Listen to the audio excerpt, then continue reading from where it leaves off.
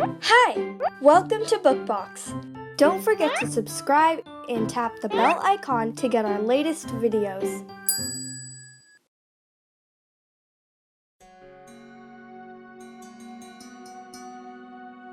Dört Arkadaş Bookbox tarafından yeniden anlatılmıştır.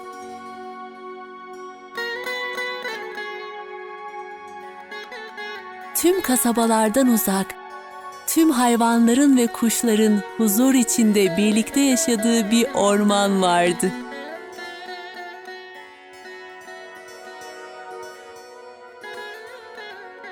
Bu orman ayrılmaz dört arkadaşın eviydi.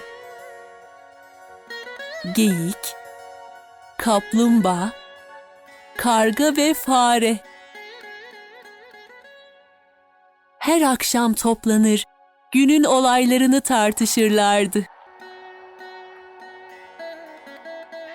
Fakat bir gün geyik çok korkmuştu. Avcılar her yere tuzak seriyor. Kaçmak için yapabileceğimiz bir şey var mı? Dedi. Evet var, diye bağırdı karga.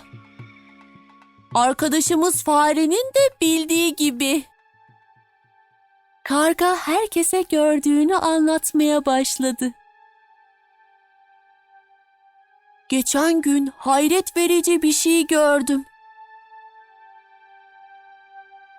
Bir kumru sürüsü avcının ağlarına takılmış, kanatlarını vahşice çırpıyordu. Sonra aniden hep birlikte kumrular gagalarıyla ağa tutup havaya uçtular.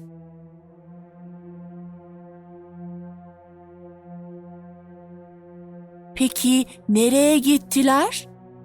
Doğruca arkadaşımız fareye.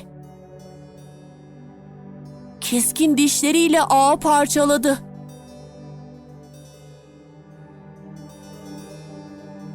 Sonunda serbest kalan kumrular uçtu. Arkadaşımıza minnet borçları var.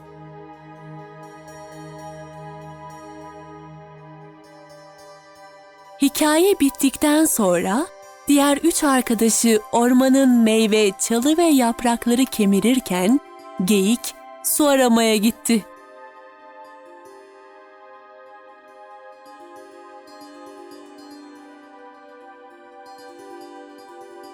Geyiğin gelmesini beklerken gece geç saatlere kadar sohbet ettiler.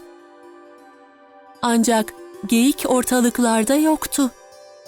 Bunun üzerine arkadaşları kaygılanmaya başladılar.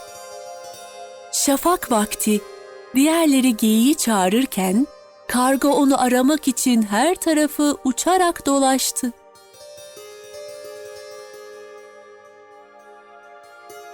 Açıklık alanda geyiği ayağından ağlara takılmış gördü. "Endişelenme," dedi ona sakince. "Bir şeyler düşüneceğiz."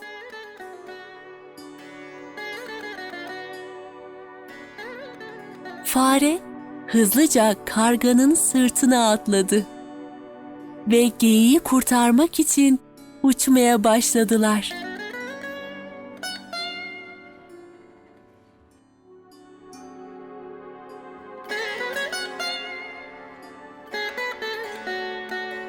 Fare zaman kaybetmeden ağları kemirmeye başladı.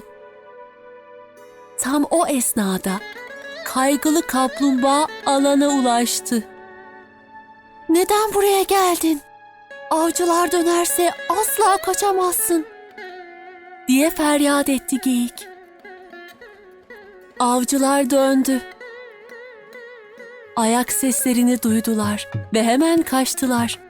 Ama kaplumbağa çok yavaştı. Avcı onu kaldırdı ve bir çubuğa bağladı. "Hayır, olamaz.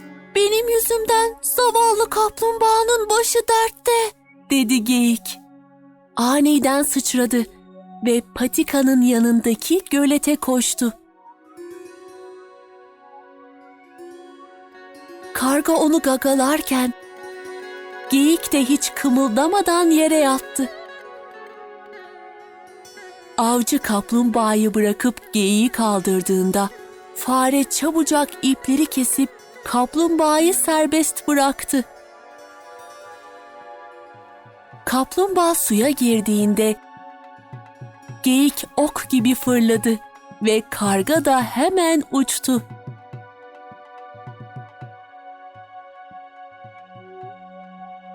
Avcı korkudan titredi. Hiçbir hayvanın dirildiğini görmemişti. Ormanı hayaletlerin bastığını düşündü ve canını kurtarmak için koştu.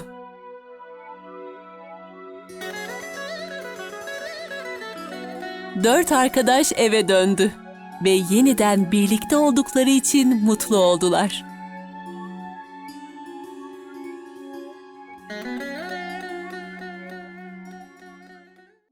Hey there! Don't forget to like and share this video. Also, please leave your comments below.